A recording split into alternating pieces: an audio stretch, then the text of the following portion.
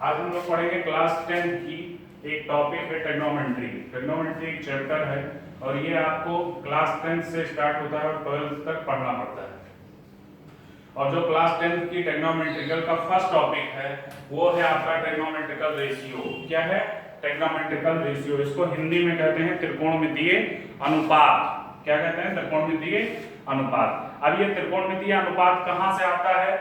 पहले हम लोग समझेंगे त्रिकोणमिति क्या है, ट्राइगोनोमेट्री क्या है। ट्राई मतलब होता है थ्री, गोनो मतलब होता है एंगल, मेंट्री मतलब एक क्लोज फिगर। मतलब ये हुआ कि जो तीन एंगल से मिला हुआ एक क्लोज फिगर है उसी को क्या कहते हैं? त्रिकोणमिति कहते हैं या ट्रिग्नोमेट्री कहते हैं। और जो ट्रिग्नोमेट्रिकल रेशियो होता है ये 6 होते हैं। ये आपके होता है, देखिए पहला जो होता है वो साइन होता है, दूसरा होता है कॉस होता है, और तीसरा टैन होता है, चौथा कॉट होता है, पांचवा सेक होता है और छठा कॉसेक होता है।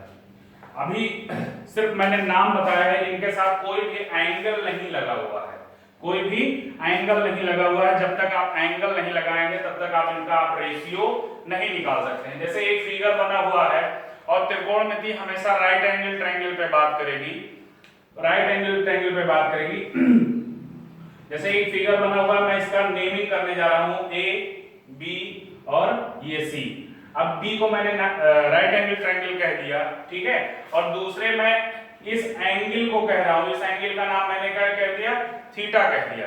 अब जो ये एंगल होगा वो रेशियो के साथ हमेशा लगा रहेगा। जैसे मैंने यहाँ थीटा की बात की, किसी क्वेश्चन में थीटा हो सकता है, अल्फा हो सकता है, गामा हो सकता है, ए बी सी डी कुछ भी हो सकता है, जो आपको समझ में आए वो आप इसका नाम रख सकते हैं। कोई मैंने ये नहीं लिख दिया कि ये थीटा है तो थीटा ही हो सकता है, गामा है तो गामा ही हो सकता है, कोई भी आप नाम लिख सकते हैं।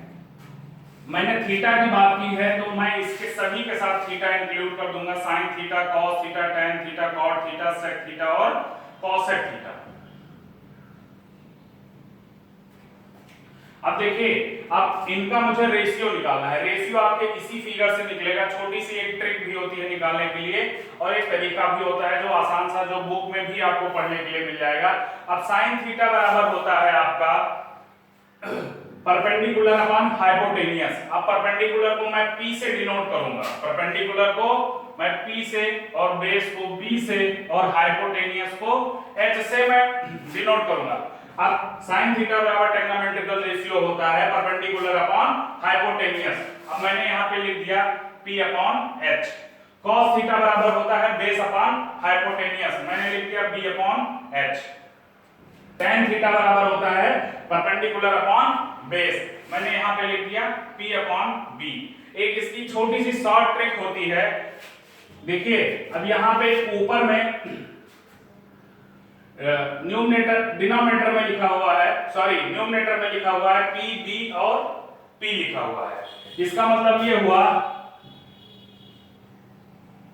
P B P अपॉन ये हो जाएगा H H B। इसका एक शॉर्ट फॉर्म है पाकिस्तान भूखा प्यासा। इसका एक शॉर्ट फॉर्म बन जाता है, एक समझ लीजिए याद करने का एक तरीका है आपको सरल भाषा में, पाकिस्तान भूखा प्यासा अपॉन हिंदुस्तान हरा भरा। अब पाकिस्तान का P और भूखा का B और प्यासा का P, हिंदुस्तान का H, हरा का H और भरा का B हो गया।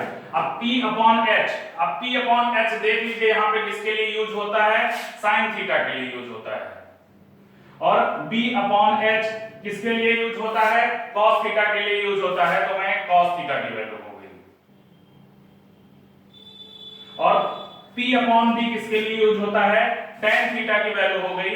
मेन इसी तीन की वैल्यू याद कर लीजिए तो बाकी तीन निकल आते हैं। अब जो sin थीटा होता है वो आपका cosec थीटा का उल्टा होता है। क्या होता है? cosec थीटा का। अब sin थीटा बराबर लिखा जाएगा, आप आगे पढ़ेंगे 1 अपॉन cosec थीटा। और cos थीटा जो होता है ये उल्टा होता है 1 अपॉन sec थीटा का। और tan थीटा होता है ये उल्टा होता है 1 अपॉन cot थीटा का। किसका होता है? 1 upon cot theta. sin cos tan देखिए एक दूसरे के उल्टे हुए लिखे हुए हैं। sin थीटा बराबर 1 upon cosec theta cos theta बराबर 1 अपॉन sec थीटा और tan थीटा बराबर 1 अपॉन cot थीटा। यहीं पे देख लीजिए, अब ये cot थीटा की वैल्यू मतलब ये tan वाली वैल्यू को मैं उलट दूं, जो डिनोमिनेटर है उसको न्यूमरेटर बना दूं, जो न्यूमरेटर है मैं उसको डिनोमिनेटर बना दूं। देखिए b अपॉन क्या हो जाएगा, p हो जाएगा। अब ये tan और cot का संबंध जो था, रिलेशन जो था, ये किसका था, उल्टा का था। वो फिर से किसके साथ है, cosec के साथ, h अपॉन b हो जाएगा। और cosec जो है वो किसके साथ है, sin के साथ है, तो इसका हो जाएगा h अपॉन b। हमें यहाँ पे पता चल गया छैयो ट्रिग्नोमेट्रिकल रेशियो की वैल्यू क्या होती है, इसका एक छोटा सा फार्मूला क्या होता है आपको पता चल गया। अब इसी पे जो आपके बुक में क्वेश्चन दिए हुए हैं हम उसको सॉल्व करेंगे, ठीक है। वो क्लिप आपको नेक्स्ट वीडियो में मिलेगी।